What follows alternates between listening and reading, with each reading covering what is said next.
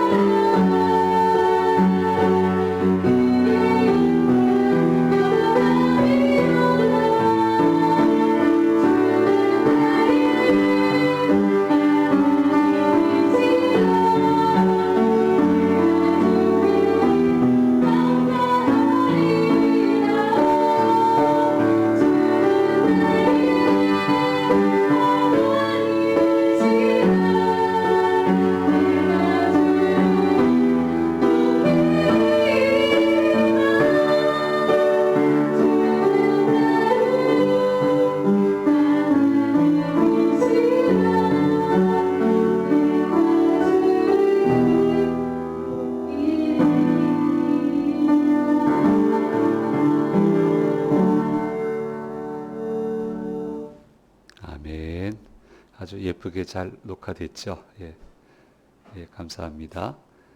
알리는 말씀 먼저 전해드리도록 하겠습니다. 예, 계속 광고하고 있습니다. 9월 29일 오후 2시 위에서 기도해 주시고 아마 다음 주 정도 되면 좀 몇 가지 또 부탁할 일도 있을 것 같은데 잘 좀 협조해 주시면 감사하겠습니다. 추석 연휴 주일 예배는 우리 늘 하던 대로 1, 2부 예배로 3부는 2부로 통합해서 그렇게 드리게 되겠고요. 16일에서 18일 사흘간은 오늘의 묵상이 그 사흘 동안은 미발송 되겠습니다. 기억을 해주시고요. 영유아부 예배는 정상적으로 드려지게 된다고 하는 거 우리 늘 하던 대로 그렇게 진행을 하겠습니다. 오늘 주회전에 오신 우리 성도님들과 영상을 통해서 예배 참여하시는 모든 분들에게 주께서 주시는 은혜가 함께 하시기를 간절히 소망합니다. 이제 말라기 묵상을 마쳤고요. 이제 마가복음 묵상으로 들어가려고 하고 있습니다.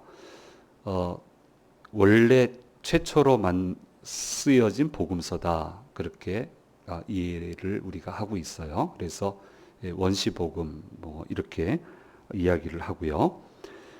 예수님의 탄생 기사 같은 것이 생략이 되어 있고요.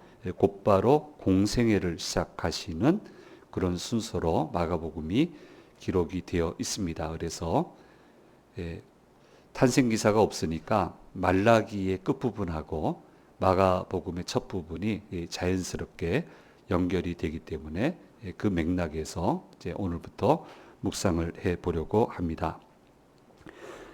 상황이 참 어려워요. 참 사는 게 어렵고요. 이스라엘 사람들이 굉장히 어렵습니다. 오랫동안 열심히 살고 열심히 싸워도 식민 지배를 벗어나지 못하고 있습니다. 명색이 하나님의 백성인데 전능하신 하나님의 자녀고 그렇게 자부심을 가지고 있는데 지배를 당하는 상황이 수백 년 동안 전혀 개선이 되지 않습니다. 참 자존심 상하고 부끄러운 상황입니다. 이런 상황이 지속된다고 하는 건 정말 심각합니다. 그래서 어떤 세대는 이 상황에서 못 벗어나요. 지금 400년 흘렀으니 그 중간에 두세 세대는 안 돼요. 방법이 없어요. 이 치욕 가운데 태어나서 치욕 가운데 살다가 치욕 가운데 눈을 감아요. 어떻게 하겠어요?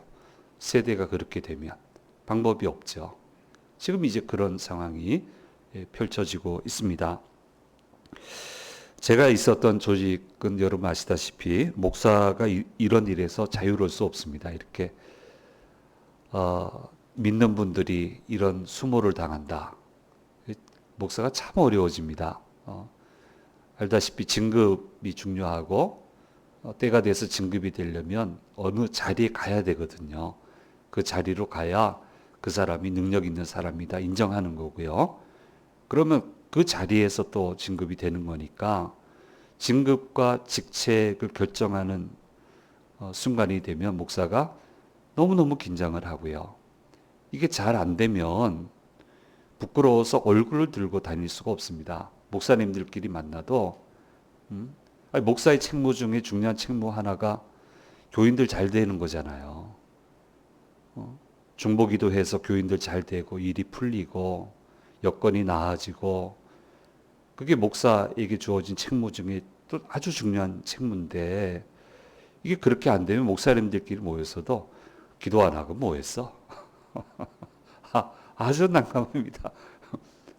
그렇게 기도해서 되겠어? 당신한테 그 집사님도 그렇게 맡겨줬는데 그 정도밖에 못해? 막 이러면은요. 야, 이거 참 난감합니다. 예, 감사하게도 저는 그런 수모는 많이 안 겪었지만 뭐 방법이 없을 때가 있습니다. 어쨌든 그럴 때가 있습니다. 예. 그런데 왜 이렇게 안 되는 일들이 이게 선지자가 뭐 아무리 애를 써도 이게 되는 일이 아니에요. 왜 이런 일이 이스라엘 사람들에게 일어나게 됐습니까? 말라기의 마지막 모습 기억하십니까? 하나님한테 척지는 모습을 보여줬고요. 하나님께 대드는 모습을 보여주고 있습니다. 아무리 호소하시고 아무리 노력을 하셔도 요지부동입니다. 듣질 않습니다. 설득당하려 하지 않고 설득하려고 듭니다. 하나님을 이겨보려고 그렇게 들고 있습니다. 아무리 안 된다고 해도 그렇게 말을 안 들으니까 하나님이 하늘문을 닫아버리시고 맙니다. 신은 강국들이 그 지역에서 계속 일어나고 있는데 그들을 이겨낼 방법이 없고 전기가 마련되지 않고 그럴 힘이 없이 살아가게 되는 것을 보게 됩니다. 우리 말라기서에서부터 계속 묵상하지만 하나님이 하늘문을 닫을 수 있습니다. 쉽게 생각하지 마세요. 닫아버릴 수 있어요. 닫아버리시면요, 방법이 없어요. 아무리 애를 써도 소용이 없어요. 그렇게 되는 겁니다. 그러니까 왜 도대체 하나님 말씀을 믿지 못하고 왜 듣지 않고 왜 하나님 말씀을 그대로 있는 그대로 따르지 못하고 왜 하라는 것을 안 할까요?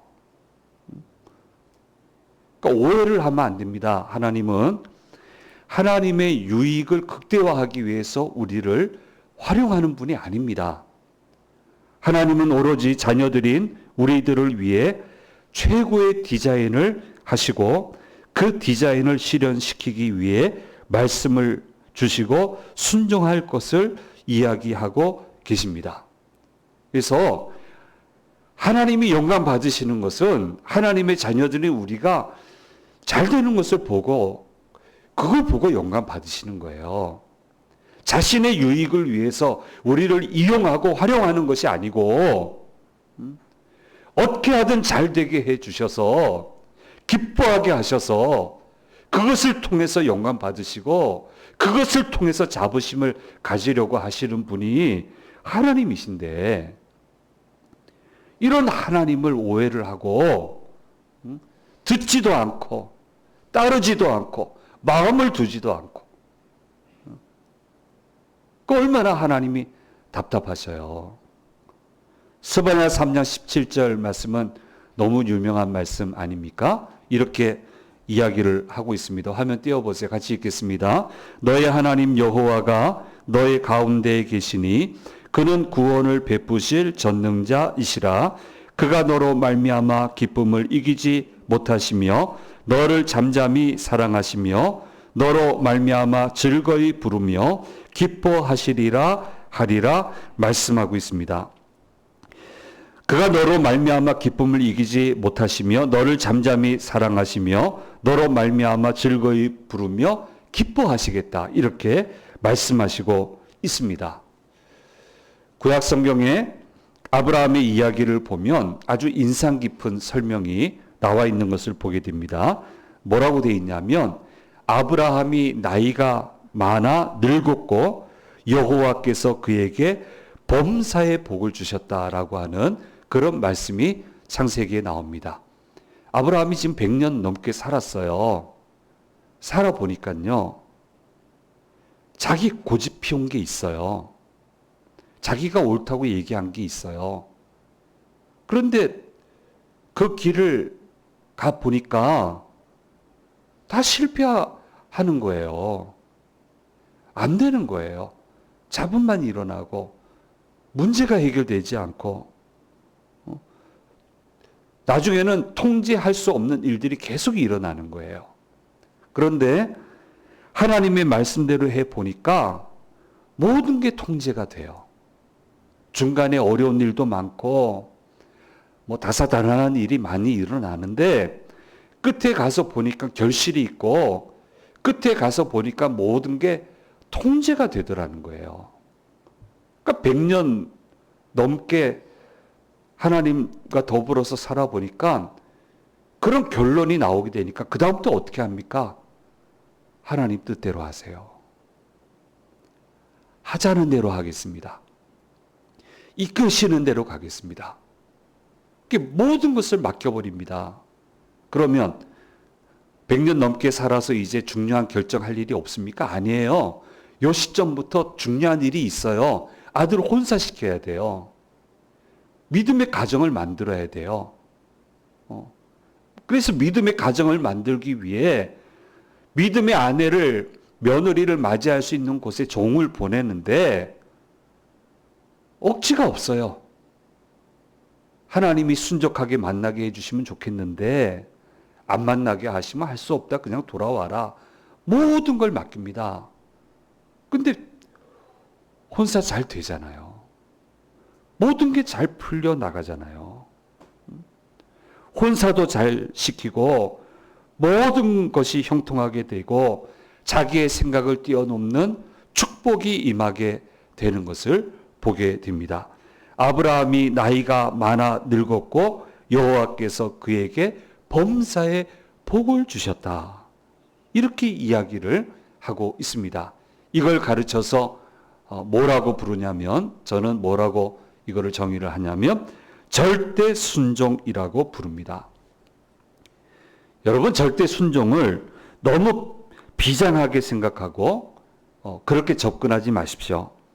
절대 순종이란 하나님의 훌륭하신 디자인을 믿고 하나님이 그 디자인을 완성하신다라고 하는 것을 믿는 것입니다. 하나님은 나를 위해 최고의 설계를 하고 계시고 좋은 결과물을 반드시 주실 것을 믿기 때문에 지금은 하나님이 제시하시는 길이 좁아 보여도 그 길을 과감하게 선택하며 가는 것입니다. 이것을 절대 순종이라고 부르는 것입니다. 이렇게 가기 위해서는 침착한 믿음이 필요한 것입니다.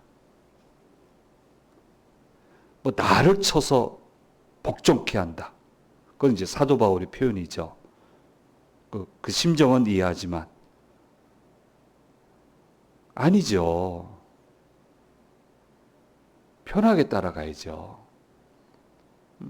최고의 디자인을 하고 계시는데 반드시 이루실 것인데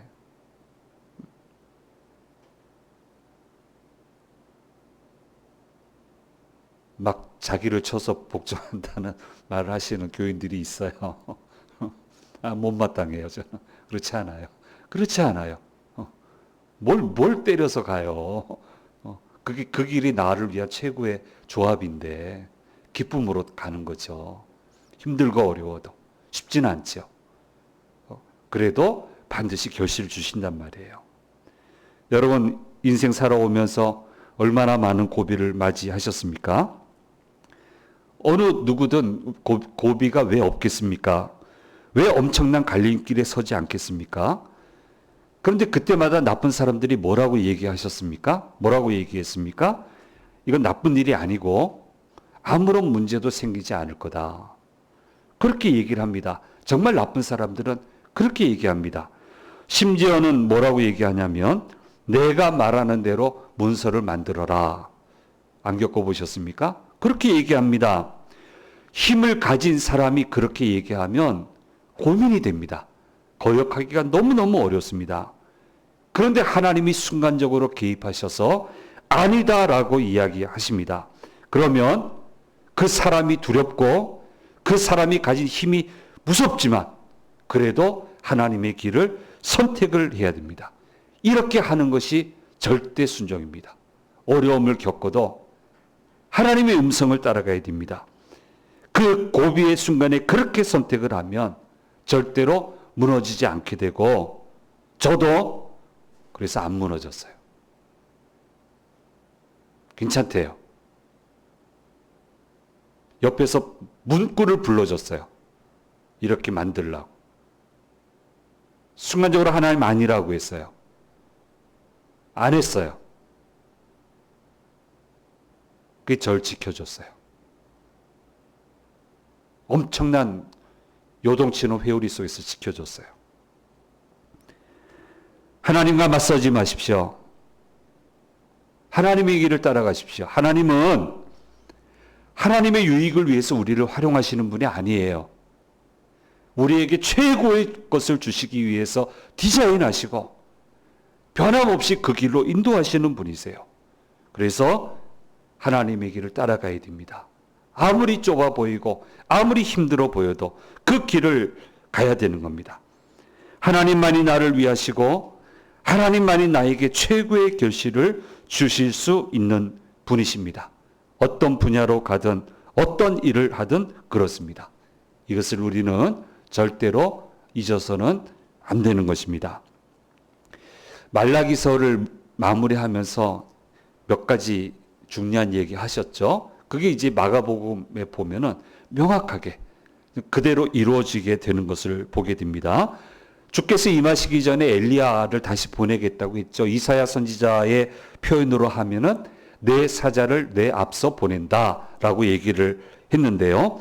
그때 세례 요한이 나타나 회개의 세례를 지금 전하고 있습니다. 이스라엘 공동체에만 국한되지 않고 누구에게나 이 길을 열어주셔서 그에게 와서 무릎 꿇는 자마다 회개의 세례를 받을 수 있게 되었습니다. 그래서 이스라엘 공동체, 핏줄 공동체가 아니고 회개하고 예수를 믿는 영적인 새로운 이스라엘 공동체를 만들어 나가시는 것을 보게 되고 말라기서 그대로 성취해 주시는 것을 보게 됩니다.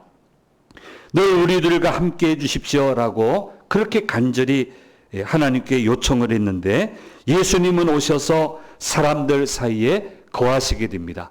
일상생활을 같이 하는 분으로 하나님이 일하시게 되었다라고 하는 것을 말씀해 주고 있습니다. 이렇게 되기 위해서 세례 요한이 한 것이 있습니다. 그것은 뭐냐면 물로 세례를 베푼 것입니다. 죄를 씻어내는 겁니다. 그 예식을 하면서 주의 길을 준비하라, 그의 오실 길을 곧게 하라고 말씀하시고 계십니다. 그리고 분명히 얘기하시고 있는 것은 주의 길을 준비하고 그 길을 예비하는 것은 내가 해야 되는 것이라고. 준비하게 해 주십시오가 아니고 결심하고 준비하겠습니다라고 고백해야 되는 거라고. 그렇게 말씀해 주시고 있습니다. 우리는 주님이 임하셔서 놀라운 역사를 베풀어 달라고 기도하고 있는데 그렇게 되기 위해서는 주께서 임하실 길을 내어야 됩니다. 그 임하실 길의 첫 단추가 뭡니까? 회개하는 거예요. 죄를 씻는 거예요. 씻게 해 주십시오가 아니고 제가 결심하고 씻겠습니다. 돌이키겠습니다. 바꾸겠습니다. 하나님 임하여 주십시오. 이렇게 하는 거예요. 주님의 길을 열어주십시오. 제 가운데 임할 길을 내주십시오. 그건 틀린 기도예요.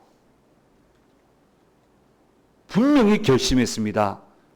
제 죄를 고백하고 이 길을 활짝 여니까 주님 이 길을 통해서 임하여 주시고 역사해 주십시오. 그렇게 기도해야 되는 거예요. 세례 요한을 통해서 그렇게 도전하시고 그렇게 길을 여시면서 주께서 임하셔서 역사하시는 것을 또 예비하고 이제 다음 시간부터는 주께서 역사하시는 모습을 마가복음은 기록을 하고 있습니다. 사랑하는 여러분, 길을 여십시오. 방법이 없습니다. 자복해야 됩니다. 그리고 다음 시간에 묵상하게 되지만은 성령의 능력을 받아야 됩니다. 그렇게 가면 새로운 길이 열리게 될 것이고 그 새로운 길에서 놀라운 역사를 체험하며 살아갈 수 있게 될 것입니다. 우리는 이것을 잊어서는 안 되는 것입니다. 우리 자녀들 PPT 한번 보여주세요. 예. 오늘 볼 영상이 좀 길어서요. 좀 축약을 하겠습니다. 자, 하나님은 우리를 활용하시는 분이 아니고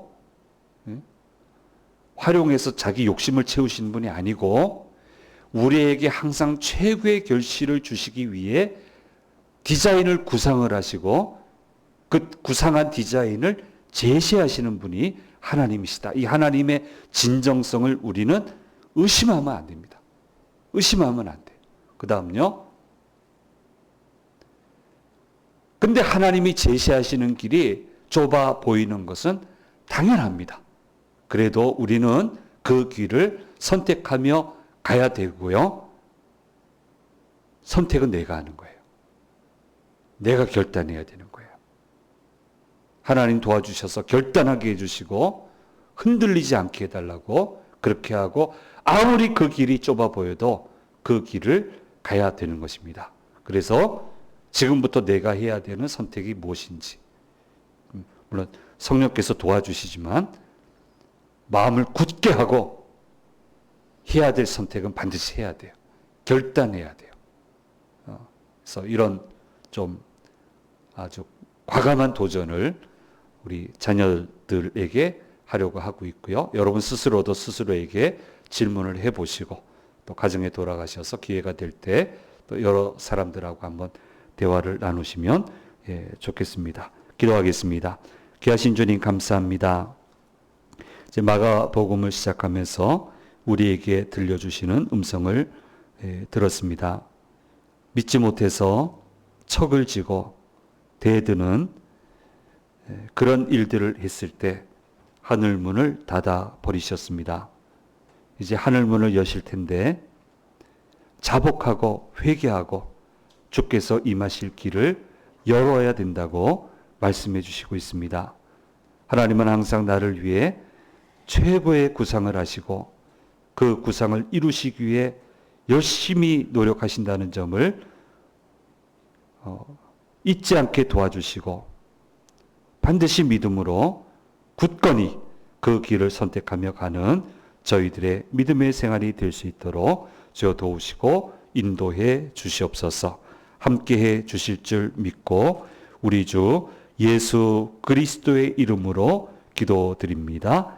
아멘. 찬송 2